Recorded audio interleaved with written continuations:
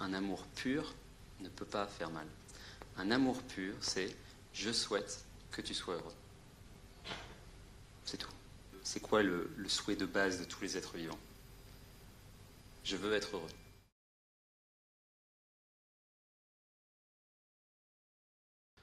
Maintenant, justement, ça m'a permis ce petit exercice de faire venir quelqu'un. L'association Kadampa nous a accordé son soutien et j'aimerais recevoir... Alors, je tiens à préciser, nous sommes une association totalement religieuse. La prochaine fois, on invitera une autre tradition, mais on a le bonheur de recevoir Alban, qui est bouddhiste, qui fait partie de cette association et qui va nous parler d'altruisme.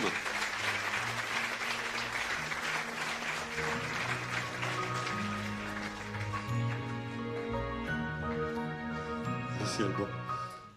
Bonjour à tous, donc je m'appelle Alban. Déjà merci beaucoup pour cette super opportunité, cette super journée, pour pouvoir échanger sur tellement de domaines, et c'est ça qui est assez intéressant, c'est qu'on est dans une approche globale, entre guillemets pluridisciplinaire ou même interdisciplinaire, voir comment les choses s'imbriquent ensemble. Donc mon job aujourd'hui, j'ai 15 minutes pour vous présenter ce qu'est l'altruisme, en tout cas la vision bouddhiste de l'altruisme. Okay. Donc comment ça se déroule et comment ça se passe pour un bouddhiste. Alors évidemment moi je représente l'association de la nouvelle tradition Kadampa. Okay. Donc son objectif c'est de transmettre des ouvrages donc qui ont tous été écrits par le moine qui s'appelle Geshe Kelsang Gyatso, qui a fondé cette tradition en Occident. Donc depuis une quarantaine d'années maintenant, on a 23 ouvrages qui expliquent en fait la science de l'esprit, le fonctionnement de l'esprit, et comment l'esprit en fait influence forcément nos pensées. Hein, nos pensées sont des actes qui ensuite créent les actes de la parole et les actes du corps. Donc tout provient en réalité de l'esprit, et c'est pour ça que l'objectif de la tradition Kadampa et en fait des bouddhistes en général, c'est avant tout d'aller s'attaquer entre guillemets, transformer l'esprit avant tout. Donc voilà, donc on propose des retraites, des enseignements avec des méditations guidées pour d'abord créer un espace dans notre esprit. Okay. Donc c'est un petit peu ce qu'on a fait aujourd'hui. Par exemple, en particulier, cette méditation sur la respiration permet de prendre du recul sur notre agitation mentale habituelle. Parce qu'en fait, d'habitude, on a la tête dans le guidon, et quand on a la tête dans le guidon, ben, c'est là qu'on fait des erreurs, c'est là qu'on va se laisser aller à la colère, etc. Et éventuellement blesser les autres.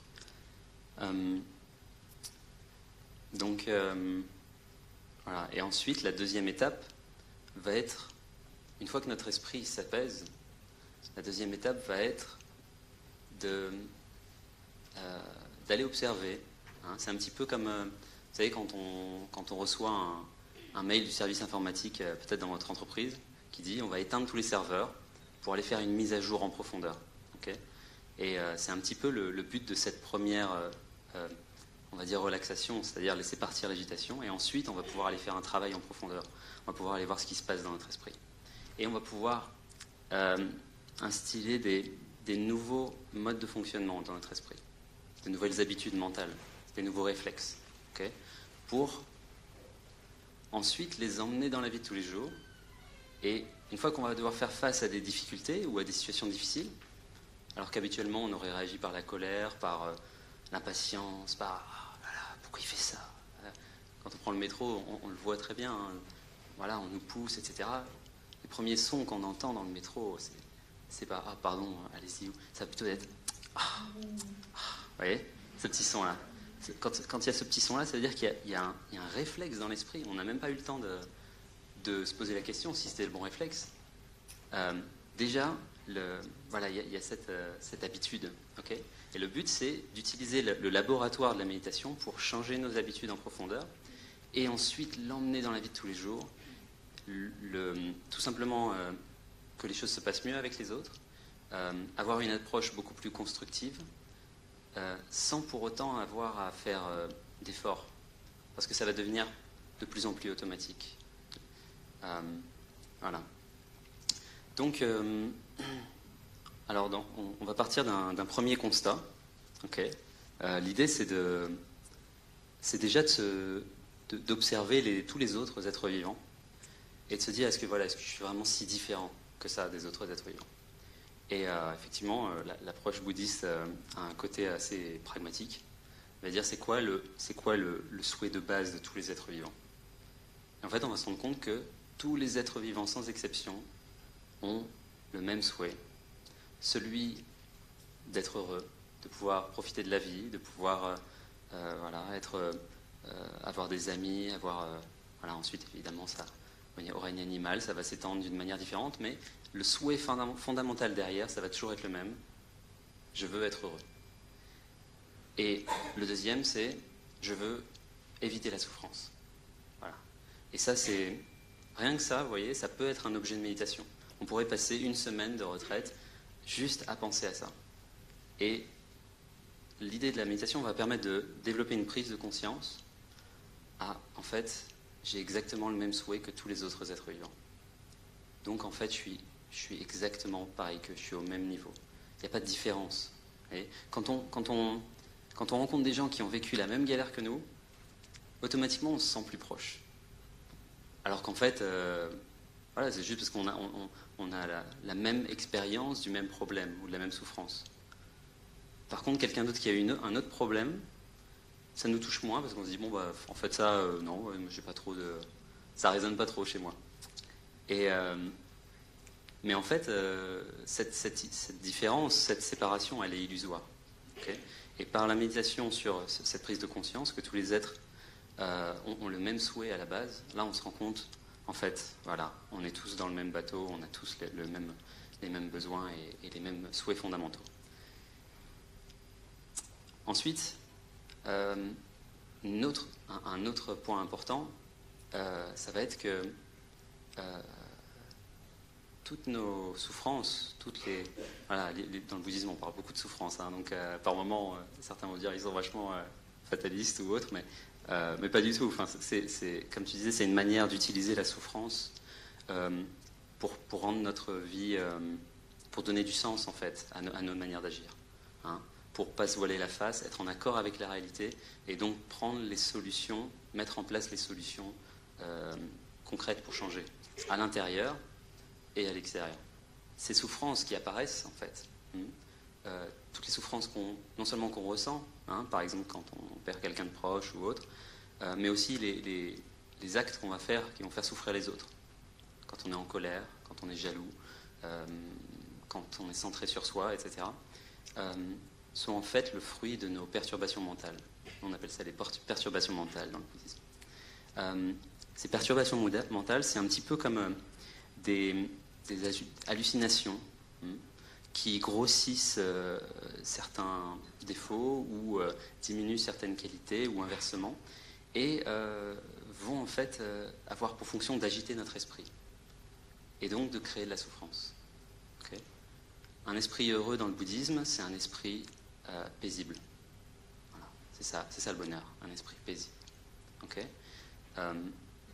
Ces perturbations mentales vont venir créer de l'agitation et nous faire créer de la souffrance, etc. Mais ces perturbations mentales, ça n'est pas qui nous sommes vraiment au fond. Au fond, notre véritable identité, c'est une nature pure. Notre esprit, là, en général, on voit notre esprit grossier parce qu'on est dans l'agitation, etc. Et dans les moments de calme, et encore plus dans les moments de méditation, on va pouvoir passer en dessous de cette couverture, de cette... vous voyez, c'est un peu comme tous les déchets qui flottent à la surface de l'océan. Une fois qu'on passe en dessous, qu'on va profondément, là on va commencer à arriver à se connecter à la vraie nature de notre esprit, qui est plus semblable à un grand espace, vraiment un espace de calme, un espace d'amour, un espace de compassion, avec un potentiel illimité. Donc je me dis, c'est peut-être souvent ce à quoi tu fais référence dans vous rendez pas compte vraiment de ce que vous êtes. Vous êtes beaucoup plus que cela, c'est ça? Et ça, c'est indispensable parce que ça va nous permettre à la fois, de ne pas culpabiliser, parce qu'on va simplement se dire, bon, j'ai des perturbations mentales, c'est normal, tous les êtres vivants en ont à l'heure actuelle, donc je ne suis pas coupable, mais je suis responsable. Je peux commencer à prendre note de mes perturbations mentales qui apparaissent. Voilà, tiens, c'est marrant, là, je ressens de la colère. Ok. Moi, je n'ai pas commencé à me fouetter. Je vais me dire, ok, qu'est-ce que je peux faire? Est-ce que suivre cette perturbation va m'aider à être heureux, ou elle va créer ma souffrance? Et très rapidement, on va se rendre compte que suivre le chemin de la colère va toujours créer ma propre souffrance. Le moment où je saisis la colère, c'est comme boire du poison en espérant que l'autre souffre. Voilà, ça c'est un petit peu les bases. Okay, donc, à la fois, je vais pouvoir me libérer de ma culpabilité, je vais pouvoir commencer à agir, prendre note de mes perturbations, et puis en plus, je vais pouvoir commencer à observer les autres et à me dire, mais en fait, en général, quand on est en colère ou quand on déteste quelqu'un, c'est parce qu'on confond cette personne et ses perturbations mentales. Cette personne et son agitation. Cette personne et son ignorance, on peut dire. Mais en fait, si on prenait un tout petit peu de recul, on se rendrait compte que la personne qui est en train de créer de la souffrance pour les autres, ou de suivre le chemin de la colère, si on prend quelques instants, on va se dire, mais attends, en fait, moi je me suis rendu compte que pour moi c'était pas le bon chemin à suivre, je vois qu'elle est en train de le suivre, donc je comprends qu'elle souffre. Voilà. Et là, au lieu de diaboliser, de créer un ennemi à l'extérieur, on va se rendre compte que le véritable ennemi, c'est vraiment les perturbations mentales. C'est vraiment elles qui nous font souffrir nous et qui font souffrir les autres. Et donc on va se rendre compte que la colère est totalement... elle nous dresse les uns contre les autres. Et en fait, elle n'a aucune base réelle. C'est juste une interprétation erronée de ce qui se passe. En vérité, cette personne souffre, moi-même je souffre, alors on suit le chemin de la compassion pour essayer de dépasser ça. Alors l'amour, voilà. Donc, qu'est-ce que c'est l'altruisme dans le bouddhisme? En y réfléchissant, alors nous, forcément il y a différentes dialectiques, on va dire, mais moi ce que je vais inclure dans l'altruisme, c'est toutes les actions que l'on fait où notre cœur est orienté vers les autres. L'objectif, c'est d'aider les autres ou de venir en aide aux autres. Donc, l'amour, dans le bouddhisme, à ne pas confondre avec tout ce qu'on nous vend à la radio, à la télé, où on nous dit « tu es la source de mon bonheur, quand tu n'es plus là, je souffre, l'amour, ça fait mal ». En général, on nous dit « l'amour, ça fait mal ». Mais en fait, dans le bouddhisme, un amour pur ne peut pas faire mal. Un amour pur, c'est « je souhaite que tu sois heureux ». C'est tout. Je souhaite que tu sois heureux. Mais à ça va se mêler une petite perturbation mentale qui s'appelle l'attachement. Et l'attachement va dire « je veux que tu sois la source de mon bonheur. Okay ? Je veux que tu sois la source de mon bonheur. » Et on va faire ça avec plein de choses, avec les personnes, et avec les objets, avec les conditions, etc. Et on va essayer de rassembler tout un tas de conditions extérieures, et en disant « voilà, ça va me rendre heureux. » Mais évidemment, cet esprit d'attachement, il en veut toujours plus. Et quand on obtient la bonne personne, à un moment, on va dire oh, « t'as changé. Tu n'es plus la source de mon bonheur. Tu n'es plus un objet valide. Pourquoi tu as changé ?» Et là, on est dans la confusion totale, parce qu'en fait, on croit être dans l'amour, mais en fait, non, on est dans l'attachement. Et quand j'ai découvert ces enseignements, je me suis dit mais quelle confusion, combien de chansons, combien de films, combien de livres m'ont transmis une image de l'amour, voilà, tu es la source de mon bonheur. C'est ça l'histoire du prince charmant, de la princesse, etc. Et tout ça, c'est illusoire. Voilà, et quand on y regarde bien, vous voyez, l'attachement se mélange à l'amour comme de l'huile dans un tissu. Et le moment où on peut arriver à l'extirper, à faire la dissociation dans notre esprit, alors on peut commencer à vraiment surveiller notre esprit et à mieux le comprendre, à mieux comprendre comment agir. Et là, on va se dire, tiens, c'est marrant, j'allais agir à l'extérieur pour, par exemple, aider cette personne, mais en fait, je vois qu'il y avait une teinte d'attachement dedans. Et là, on va pouvoir se rendre compte, c'est pour ça que ça a créé un conflit, ou c'est pour ça que je n'ai pas été satisfait, parce que la personne ne m'a pas dit merci, ou la personne n'a pas réagi de la manière que je voulais. Vous voyez ? Et donc ça, c'est l'attachement qui vient polluer cette expérience-là. Concrètement, comment on fait ? Par exemple, on va méditer, okay, on va juste s'asseoir, on va laisser partir toute l'agitation mentale, par exemple en se concentrant sur la sensation de l'air au niveau des narines. Et au moment où tout ça disparaît, on va pouvoir d'abord commencer par quelqu'un de proche et essayer de générer ce sentiment le plus pur possible.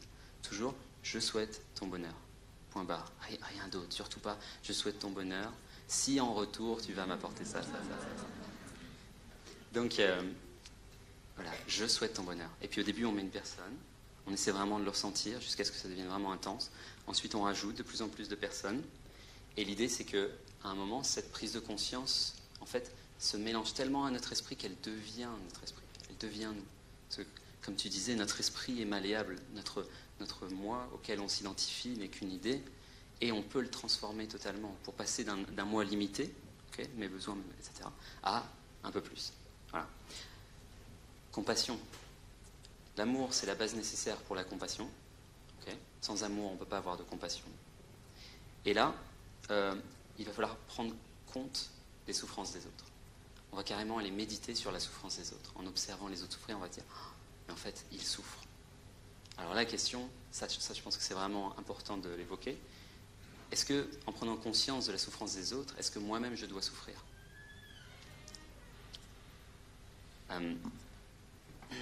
Si je souffre, toujours dans la dialectique bouddhiste, si je souffre, ça ne peut pas être de la compassion pure. Ça veut dire que dedans vient se mêler une préoccupation de mes désirs, de mon attachement à ce que les choses se passent d'une manière plutôt qu'une autre. On n'est pas dans l'acceptation, en fait. Attention, l'acceptation ne veut pas dire qu'on cautionne ou qu'on change rien à l'extérieur. Et là, on va voir que c'est la différence avec la pitié. La pitié va saisir la situation et va dire voilà, ça me fait mal, etc. Et ça, en fait, tout ça, s'il y a de la douleur, c'est que ça résonne avec notre ego, en fait. On n'est pas tourné vers l'autre. On est en train de dire comment est-ce que ta souffrance active ma souffrance à moi. Et en fait, vous voyez, on retourne vers l'ego. Alors qu'en fait, non, voilà, ce qu'on veut, c'est essayer progressivement de se libérer de cet ego qui agit comme la base de notre souffrance, en fait. Plus on se préoccupe de cet ego, plus on souffre. Mais pour autant, effectivement, le but de la vie bouddhiste, c'est pas de tout abandonner, de plus prendre soin de soi. On va prendre soin de nous pour pouvoir mieux prendre soin des autres. Voilà, on va s'assurer un minimum de conditions tolérables et pour pouvoir avoir l'énergie, avoir la nourriture, avoir les conditions financières pour pouvoir venir en aide aux autres. Et surtout, le but de la vie bouddhiste, ça va être... Alors, enfin, je dis bouddhiste, mais en fait, on n'est pas obligé d'être bouddhiste. Ouais. Si pour vous, ça résonne, c'est que ça marche pour vous. Voilà, le but, ça va être, je développe mes propres qualités intérieures pour pouvoir ensuite aider les autres, transmettre ces connaissances, vous voyez, c'est même pas des connaissances en fait, c'est une expérience. On essaie de plus être dans l'intellect, on essaye d'être dans le cœur. Parce que si nous-mêmes on n'est pas sortis de la piscine, on ne peut pas sortir les autres de la noyade, où c'est beaucoup plus difficile. Voilà. Donc c'est un des objectifs. On utilise la méditation et on transporte ces prises de conscience dans la vie de tous les jours pour changer notre manière d'agir. Voilà, merci beaucoup. Merci à vous.